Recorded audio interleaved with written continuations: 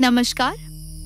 आज हम महाभारत के एक बहुत ही रहस्यमयी और खतरनाक प्रकरण पर नजर डालते हैं, लाक्षागृह यानी हाउस ऑफ लैक। एक ऐसा महल जिसे कुरने कौरवास ने पांडवों को मारने के लिए बनवाया था। महाभारत की गाथा में पांडव 5 भाइयों और उनकी माता कुंती बेहद लोकप्रिय और शक्तिशाली हो चुके थे। उनकी प्रसिद्धि से ईर्ष्याग्रस्त दुर्योधन और शकुनी ने एक खतरनाक षड्यंत्र रचा। दुर्योधन ने आदेश दिया कि एक महल बनवाया जाए, पर यह कोई सामान्य महल नहीं था। इसे बनाया गया लक लेसी से, यानी एक हाईली फ्लैमेबल पदार्थ से, ताकि आसन से इसे आग लगाई जा सके और पांडवों को जला दिया जाए। इस महल का नाम था लाक्षागृह। इसके वास्तुकार थे पुरोचन, जो दुर्योधन का विश्वस्त था, मगर उनके षड्यंत्र से पहले पांडवों को उनकी चाल का पता चल गया। दुर्योधन का भाई चचेरे भाई विदुर ने उन्हें सावधान किया। विदुर ने गुप्त रूप से खुदाना सुरंग तैयार करने का इंतजाम किया, जिसके जरिए पांडव महल से भाग सके। यह सुरंग लक के महल के बीचों बीच से शुरू होती थी और गंगा नदी के किनारे तक जाती थी। पांडवों ने लाक्षागृह में रहने का फैसला किया, पर सावधानी के साथ। 1 साल तक वे वहां रहे। उसी दौरान सुरंग खुदी गई। फिर एक दिन युधिष्ठिर ने एक उत्सव आयोजित किया।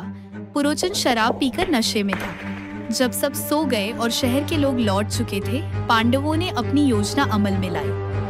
भीम ने महल में आग लगा दी और पांडव कुंती समेत सुरंग के रास्ते भाग निकले।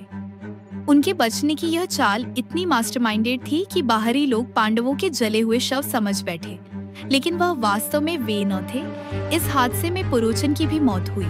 कुछ अन्य लोग, एक निषाद महिला और उसके 5 बेटे भी उसी आग में मारे गए थे। उनके शरीरों को भी लोग पांडवों का ही समझ बैठे।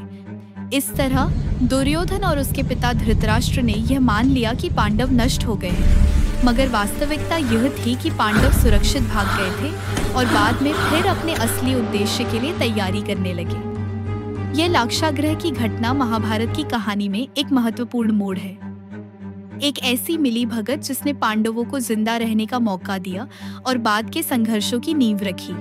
आज भी इतिहास और पुरातात्विक खोजों में इस प्रकरण का महत्व बना हुआ है। उत्तर प्रदेश के बागपत जिले में बरनावा गांव को वही स्थान माना जाता है जहां लाक्षागृह था। यही नहीं, पुरातत्व विभाग ने वहां खुदाई भी की है और वहां के अवशेषों को महाभारत कालीन संस्कृति से जोड़ा गया है। राज्य सरकार इस स्थान को महाभारत सर्किट के हिस्से के रूप में विकसित करने की योजना बना रही है, ताकि यहाँ धार्मिक और सांस्कृतिक पर्यटन को बढ़ावा दिया जा सके। लाक्षागृह की कहानी सिर्फ महाभारत का एक प्रसंग नहीं है, यह चतुराई, धोखे और जीवित रहने की जंग की कहानी है। इसने पांडवों को एक मौका दिया और उनकी यात्रा को आगे बढ़ाने में एक बड़ा मोड़ लाया।